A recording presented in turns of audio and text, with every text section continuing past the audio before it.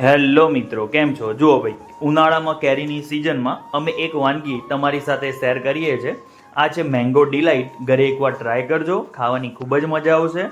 સાવ સરળ રીતે બની જશે ને ઓછા બજેટમાં. તો ચાલો વિડીયો તરફ આગળ વધીશું. ક્રેઝી ફની અને ફૂડી ફેમિલીમાં તમારું સ્વાગત છે. કેમ છો મિત્રો? મજામાં ને? જો ભાઈ, અમારો બ્લોગ જોતા હોય બધા મજામાં જ હોય. બધાને જય શ્રી કૃષ્ણ, જય શ્રી રામ. જો ભાઈ, ઉનાળો ચાલે છે ત્યારે કેરીની ફૂલ સિઝન છે. કેરીનો રસ તો આપણે બધા ખાતા જ હોઈએ છીએ. પણ આજે એવી કંઈ ઈચ્છા થઈ કે કેરીનું ડેઝર્ટ જેવું એક નવી કોઈ વાનગી વ્યંજન બનાવીએ. તો આજે તમારી સાથે મેંગો ડિલાઇટની વાનગી શેર કરીએ છીએ. આપણે લગભગ લગ્ન પ્રસંગોમાં એમાં ખાતા હોઈએ છીએ મેંગો ડિલાઇટ. બનાવવી હાવ ઇઝી છે. એનું નામ જેટલું ભારે છે ને એટલી વાનગી બનાવવી ભારે નથી. તો ચલો ભાઈ, આજ તમારી સાથે મેંગો ડિલાઇટની વાનગી શેર કરીશું. જો તમને અમારો વિડીયો ગમે ને તો લાઇક, શેર અને સબસ્ક્રાઇબ કરવાનું ભૂલતા નહીં. મેંગો ડિલાઇટની વાનગી છે ને ઓછા ખર્ચે અને ઝડપથી બની જાય છે. ફટાફટ બનાવતા તમને શીખવાડીશું. અમે તો બનાવીને ખાઈએ છીએ, પણ તમારી સાથે પણ અમારી આ રેસીપી શેર કરીશું. જો આપણે છે ને મેંગો ડિલાઇટ બનાવવાના છે, એમાં ક્રીમી ટેક્સચર આવે એના માટે આપણે મલાઈ તો વાપરીશું, પણ એની સાથે આપણે છે ને વેનીલા ફ્લેવરનો જે કસ્ટર્ડ પાવડર આવે છે એનાથી પણ એક સ્લરી જેવું બનાવશું, અને એ આપણે છે ને મેંગો ડિલાઇટમાં એડ કરશું. તો જ મેંગો ડિલાઇટ ખાવાની મજા આવશે. એના માટે શું કરવાનું છે, 250 ગ્રામ જેટલા દૂધને આપણે ગરમ કરવા માટે મૂકી દઈશું. અહીં તમે ફૂલ ફેટ મિલ્ક આવે એ લેવાનું છે. એ ક્રીમી ટેક્સચર સારું આવશે. ચલો, આપણું દૂધ ગરમ થઈ જાય પછી એની અંદર 5 થી 7 ચમચી જેટલું ખાંડ ઉમેરીશું. તમને જેટલું ગળપણ ભાવતું હોય એ હિસાબે તમારે એની અંદર ખાંડ ઉમેરવાની છે. પછી 2 થી 2.5 ચમચી કસ્ટર્ડ પાવડર લઈને એને આપણે દૂધમાં ઉમેરવાના છે, પણ ડાયરેક્ટ નહીં ઉમેરવાનો, નહીં તો લમ્સ પડી જશે. 2 ચમચી જેટલું દૂધ એની અંદર ઉમેરી પાછા એને સારી રીતે મિક્સ કર્યા પછી જ હુંફાળા ગરમ દૂધમાં આપણે આ કસ્ટર્ડ પાવડરને ઉમેરી લેશું. કસ્ટર્ડ પાવડર તમારી પાસે ના હોય તો તમે કોર્નફ્લોર પાવડર પણ ઉમેરી શકો છો. ચલો, સારી રીતે પહેલાં તો આપણે એને મિક્સ કરવાનો છે, અને પછી ગરમ થતાં દૂધની અંદર એને ઉમેરી લેશું. 1-2 મિનિટ પછી આપણું દૂધ છે ને એકદમ ઘાટું થઈ જશે. આ વેનીલા ફ્લેવર છે. તમે બીજી કોઈ ફ્લેવર હોય એ પણ યુઝ કરી શકો છો. તો એ હિસાબનો તમારા મેંગો ડિલાઇટમાં ટેસ્ટ આવશે, ફ્લેવર આવશે. અહીં જુઓ, આપણું દૂધ એકદમ ઘાટું થઈ ગયું છે. ઉનાળા ભાઈ, કેરી તો આપણે ધરાઈને ખાતા હોય, પણ કેરીમાંથી એક ડેઝર્ટમાં વપરાય એવી જ વાનગી છે. અને મેંગો ડિલાઇટ જે બજારમાં મોંઘા ભાવે મળે છે, ઘરે એકવાર ટ્રાય કરજો, તમને મજા જ આવશે. જો અમારું કસ્ટર્ડ વાળું દૂધ છે ને એકદમ ઘાટું થઈ ગયું છે. હવે એને ઠંડુ થવા માટે આપણે ફ્રીજમાં મૂકી દેશું. કેરી મસ્ત ક્વોલિટીની લીધી છે, એના ટુકડા કરી લીધા છે. જો કેસર કેરીના ટુકડા કરી લીધા છે, એકદમ ફ્રેશ આવે એ કેસર કેરી લીધી છે. અને એના પછી મિક્સચરમાં આપણે રસ કાઢી લેશું. અંદર લમ્સ ન રહે એ હિસાબે કાઢવાનું છે, એક પણ ગાંઠ ન રહેવી જોઈએ.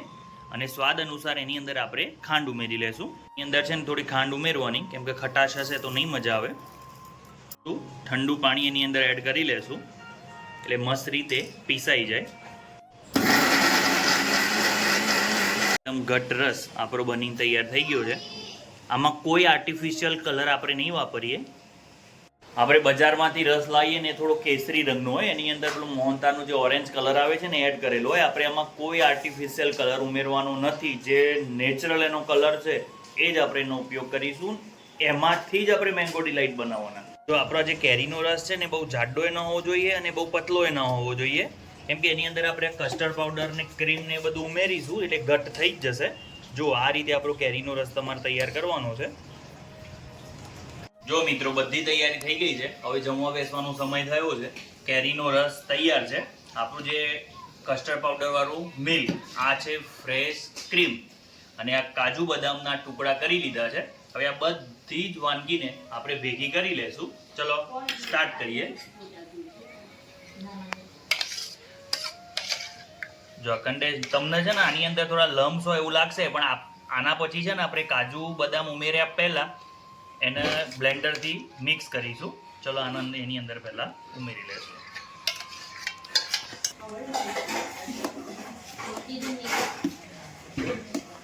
સારી રીતે મિક્સ કરી લેવાનું છે.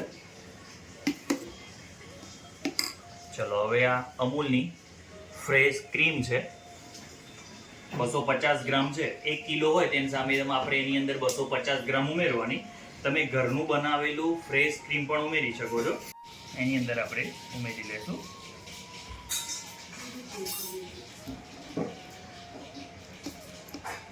વજનમાં 250 ગ્રામ છે. તમે ઘરનું મલાઈ હોય એ પણ ઉમેરી શકો છો, પણ ખાટી ના હોવી જોઈએ. ચલો આ મલાઈ છે ને એની અંદર સારી રીતે આપણે મિક્સ કરી લેશું.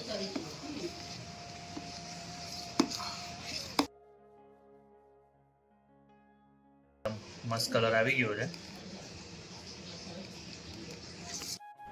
થોડું ગળપણ ઓછું લાગે છે તો એની અંદર છે ને થોડી દળેલી ખાંડ આપણે ઉમેરી લેશું. કોઈ પણ આપણે સ્વીટ વાનગી ખાતા હોઈએ ગળી હોય ને તો જ મજા આવે. અતિશય ગળી હોય તોય ના મજા આવે, મોડી હોય તોય ના મજા આવે. આ થોડું ગળપણ હશે ને તો જ ગળપણ ને ખટાશ આવે થોડી કેરીની, તો જ મજા આવે. સારી રીતે ખાંડ મિક્સ કરી લેશું. પછી બ્લેન્ડરનો ઉપયોગ કરીશું. એની અંદર કસ્ટર્ડ વાળું જે દૂધ ઉમેર્યું છે એનો લમ્સ કે ખાંડનો કંઈ લમ્સ હોય તો એ બધું સારી રીતે મિક્સ થઈ જશે. બસ એક અડધી મિનિટ જ એની અંદર તમારે બ્લેન્ડર ફેરવવાનું છે એટલે એકદમ ક્રીમી આપણો મેંગો ડિલાઇટ રેડી થઈ જશે. જો મસ્ત આપણું મેંગો ડિલાઇટ રેડી છે. કાજુ બદામ અંદર એડ કરી લેશું. મેંગો ડિલાઇટ ખાતા હોય ને એની અંદર કાજુ અને બદામનો ટુકડો જ્યારે મોઢામાં આવે એટલે ખરેખર મજા આવે. તો એની અંદર છે ને આપણે કાજુ બદામના ટુકડા ઉમેરી લેશું. આમાં બીજું ઇલાયચી કે એવું કાંઈ નથી ઉમેરવાનું. કેરીની પોતાની જે ફ્લેવર હોય એની જ આપણે મજા લેવાની છે. કાજુ બદામ ઉમેર્યા પછી જો એક વાટકીમાં આપણે મેંગો ડિલાઇટ છે ને એને સર્વ કરીશું અને એને સારી રીતે ગાર્નિશિંગ કરી લેશું. આપણો મેંગો ડિલાઇટ રેડી છે. જો તમને અમારી વાનગી ગમે તો લાઇક, શેર અને સબસ્ક્રાઈબ કરવાનું ભૂલતા નહીં.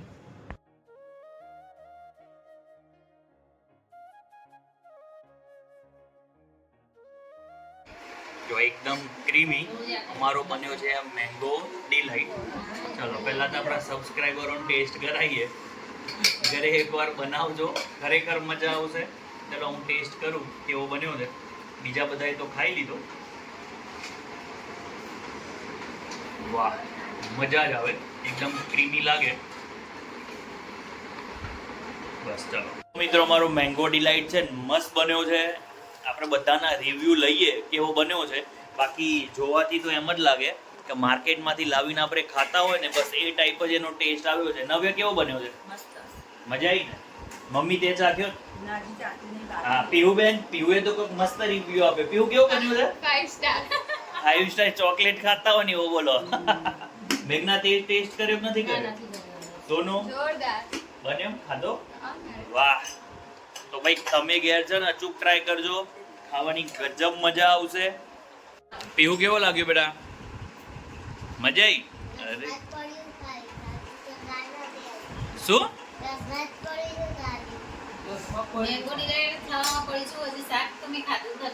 એવું કહે છે એમ ને? રસ નહીં બેટા, મેંગો ડિલાઇટ. હા થાય.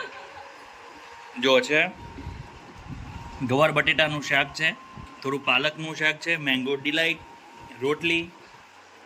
જો અમારી મમ્મીએ ફૂલ ડીશ ભરીને બેઠા છે.